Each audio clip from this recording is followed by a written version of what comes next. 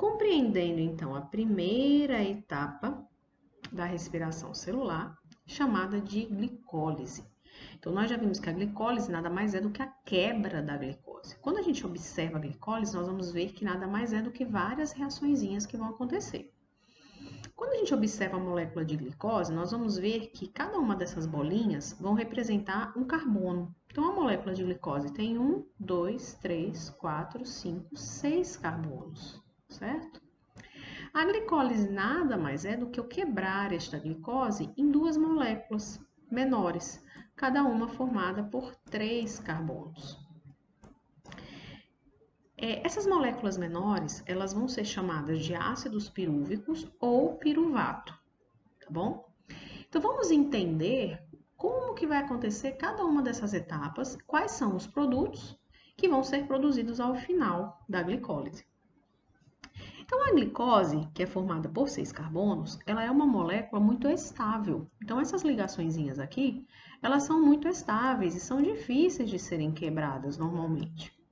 O que acontece? Para que a gente consiga quebrar esta molécula de glicose, a gente primeiro precisa deixar ela instável. Para que a gente possa deixar a molécula de glicose instável, seja mais fácil de ser rompida, no início da glicólise, ao invés de a gente ter produção de ATP, a gente tem um gasto de ATP, por isso que é chamado de fase de investimento. Então, essa primeira fasezinha, a gente vai ter utilização de energia de 2 ATPs, para quê? Para colocar 2 fosfatos aqui na pontinha dessa molécula de glicose. Então, o que acontece? A gente tem a quebra de 2 ATPs, a gente já viu que quando a gente quebra ATP, a gente tem a formação de ADP mais fosfato inorgânico. A gente vai ter um fosfatinho vindo para cá e um fosfato vindo para cá. A enzima que atua nesse processo é chamada da fosfofrutoquinase. Essa é uma das principais enzimas da glicólise. A fosfofrutoquinase, ela acaba acelerando ou retardando o processo de glicólise. Essa molécula que é produzida, que possui nas suas pontas o fosfato, é uma molécula muito mais instável e mais fácil de ser rompida, ela é chamada de frutose 1,6-bifosfato. Então, esse 1,6 quer dizer que eu tenho um fosfato no primeiro carbono e no último carbono. Então, ele acaba se transformando em uma frutose, em que no carbono 1 e no carbono 6 eu vou ter um fosfato aderido, portanto, bifosfato. Quando a gente tem essa moléculazinha aqui, ela é mais fácil de ser rompida. Então, nós vamos ter a atuação de algumas enzimas que vão romper essa frutose 1,6-bifosfato em 2 moléculas menores. Essas 2 moléculazinhas menores, elas vão ser chamadas de gliceraldeído 3-fosfato, tá? Muito bem. Então, nesse caso, a gente vai ver que vai ser um gliceraldeído, uma molécula formada de 3 carbonos e que nas pontas tem um fosfato. O que acontece é que quando a gente está no citoplasma, nós temos alguns fosfatos inorgânicos que estão presentes no citoplasma, né? Estão ali soltinhos. E a tendência que nós temos, quando a gente tem uma quebra de uma molécula qualquer, então nesse caso a gente teve um rompimento da frutose 1,6-bifosfato, formando, né, esse gliceraldeído, é que a gente tem a liberação de hidrogênios e de elétrons. Lembra que eu falei que quando a gente tem liberação de elétrons, nós vamos ter uma ligação, né, no caso um processo de redução, em que a gente tem um NAD+, pegando esses elétrons que são liberados devido a esse rompimento, formando o chamado NADH, tá? O que é um NAD, né? Lembrando o NAD, nicotinamida adenina dinucleotídeo. O NAD é um transportador de elétrons, lembra? Então, quando a gente tem um rompimento dessa molécula, o que vai acontecer? Vai acontecer 2 coisas. Primeiro, nós vamos ter uma adesão do fosfato a essa ponta aqui, que não tem nada, tá? Então, esse fosfato ele acaba se ligando nesses carbonos e os elétrons que são liberados nesse rompimento vão ser aderidos, né? Vão reduzir o NAD, formando o NADH. Então, esse NADH que é produzido, além de ter hidrogênio, ele tem elétrons. Então, ao final desse processo, a gente vai ter a formação dessas 2 moléculas aqui, tá certo? Essas 2 moléculas que são produzidas, que vão ser as percursoras do ácido pirúvico, tá vendo que na ponta elas vão ter o fosfato aderido, né? O que acontece é que depois que a gente tem a formação dessa molécula com os dois fosfatos aderidos, a tendência é que o ADP que está lá no citoplasma, ele acabe capturando esses fosfatos. Então, ao final, a gente acabou colocando fosfatos nas pontas da molécula para que no final a gente pudesse produzir ATP. Então, esse ADP, ele acaba se aderindo, né, pegando, né, esses fosfatinhos que estão na ponta dessas duas moléculas.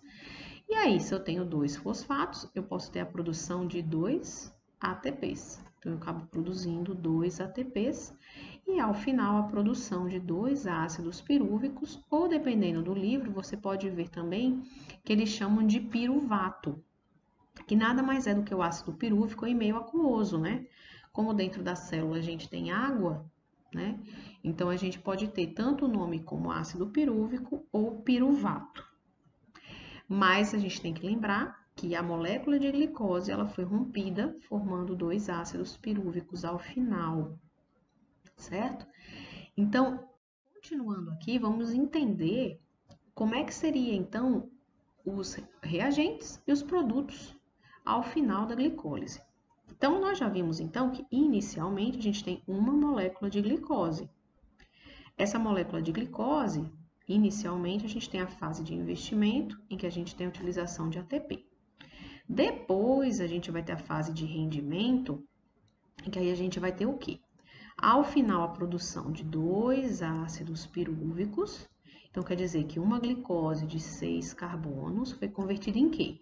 Em 2 ácidozinhos pirúvicos, cada um com 3 carbonos. Além disso, o que é que mais foi produzido na glicólise? Nós vimos que quando a gente quebra, né, a molécula que nós formamos de 6 carbonos, a gente vai ter a formação, a liberação, tanto de hidrogênio como de elétrons. Então, a gente tem a produção também de 2 moléculas de NADH, que nada mais é do que um transportador do que, gente? De elétrons. Então, ele vai ter 2 elétronzinhos, ele transporta, ele adere esses elétrons e transporta esses elétrons depois para as reações que vão acontecer mais para frente. E também a gente vai ter a produção de 4 ATPs. Só que é importante lembrar que na glicólise nós produzimos 4 ATPs. Porém, no início a gente não utilizou 2 ATPs. Então, qual é o saldo final que nós temos na glicólise? 2 ATPs, tá? Porque, repetindo, porque nas reações eu vou ter a formação de 4 ATPs, porque vai sair, lembra, aquele fosfato das pontinhas. Então, o fosfato acaba se aderindo ao ADP. Cada fosfato ligado a um ADP forma um ATP. Então, eu tenho a formação de 2 ATPs em uma das vias e 2 ATPs na outra via metabólica, né? Bioquímica, desculpa. Só que aí, como eu gasto 2 no início, né, o saldo final são 2 ATPs. Você vê que a glicólise, ela é uma reação que a produção e o rendimento é muito baixinho, né? Então, uma glicose acaba produzindo 2 ATPs somente. Então, o que é o mais importante da glicólise, na verdade?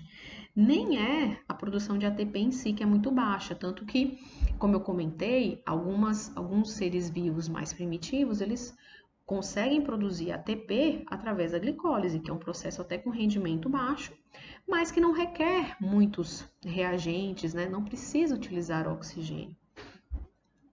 Mas o mais importante da glicólise, na verdade, para nós, vai ser o quê? A produção do ácido pirúvico, que vai ser utilizado na próxima etapa, que é o ciclo de Krebs, e a produção do NAD, que também vai ser utilizado na próxima etapa. Como ele é um transportador de elétrons, esses elétronzinhos que ele transporta, os hidrogênios, vão também ser muito importantes para as próximas etapas.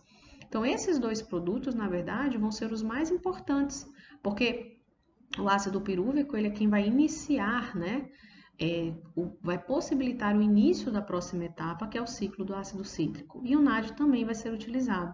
O ATP produziu pouquinho, mas teve a produção, ok?